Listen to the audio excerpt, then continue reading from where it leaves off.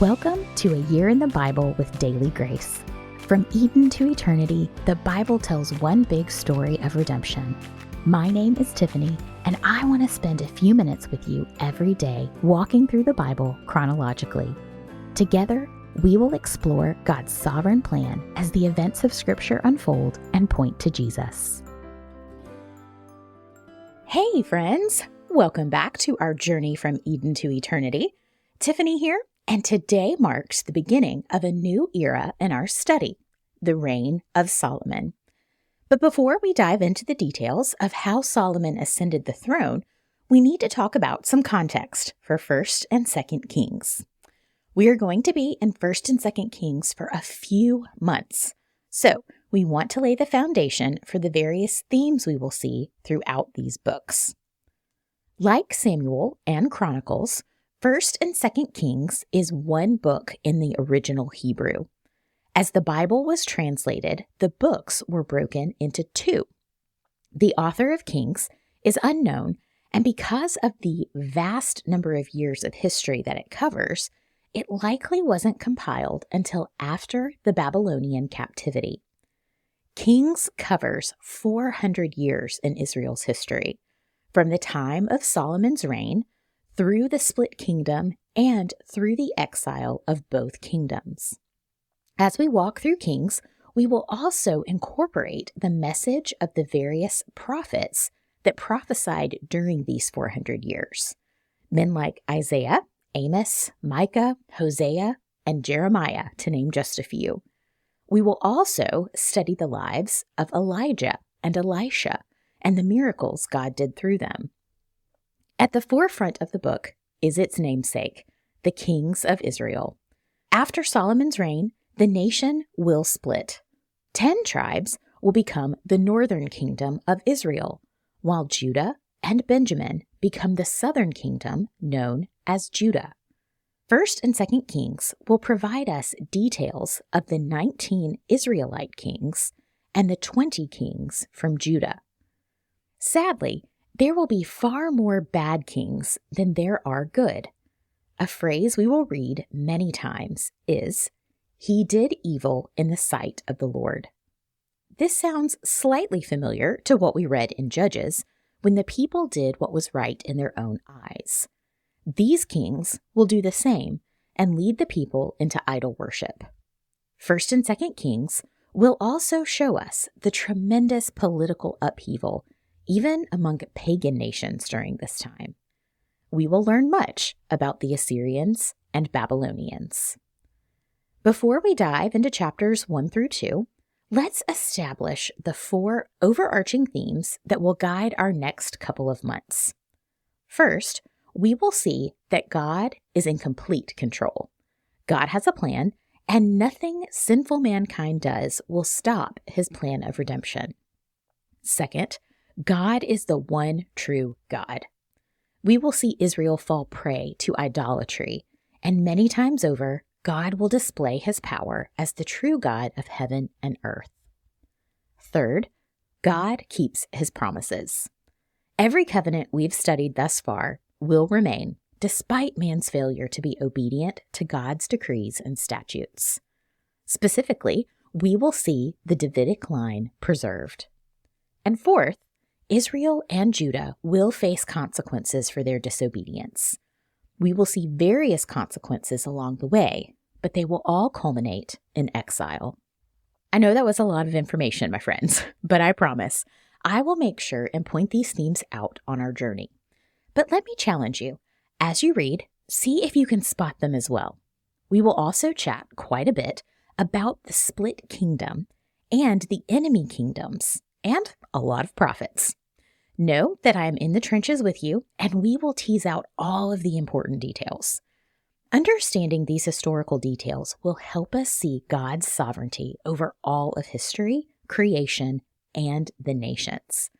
We will also see a lot of parallels to our own culture today and the importance of placing Christ first and following his commands joyfully. So with all that, let's chat briefly about the events of 1 Kings 1 and 2. The narrative begins with a very ill David who is close to death. We read that he couldn't get warm, and his servants sent for a young girl to care for him. These servants were likely palace physicians, and sending for a young woman to help care for the king and keep him warm was not an uncommon practice at this time. Keep in mind, there was no central heating, even in the king's palace. Abishag would have become a concubine of the king, even though they had no physical relationship. This detail becomes important in chapter 2. Taking advantage of his sick father, Adonijah, David's oldest son, now that Amnon and Absalom are dead, declares himself king. With the support of the high priest, Abiathar, and the commander of the army, Joab, Adonijah sacrifices animals to the Lord and holds a banquet for his supporters. In this, we see that even on his deathbed, David still faced the consequences of his murder of Bathsheba's husband Uriah. In 2 Samuel 12:10, the Lord said the sword would never leave his household. Sadly, we see this with Adonijah's treason. But David was blessed to have the right people supporting him. Though he still faced this consequence, God remained faithful to his covenant to put Solomon on the throne. The prophet Nathan and David's wife Bathsheba bring Adonijah's treason to David's attention, and with the help of Zadok, the priest, and Benaiah, the chief of the palace guards, David has Solomon anointed the king of Israel. The news travels to Adonijah, and he quickly realizes the error. His so-called supporters leave rapidly, and Adonijah pleads for his life before Solomon. Solomon showed great wisdom and mercy as the new king. In essence, Solomon states that Adonijah held his life in his own hands, simply based on whether his character is good or evil. Solomon made him no promises, only that an evil character will bring him death.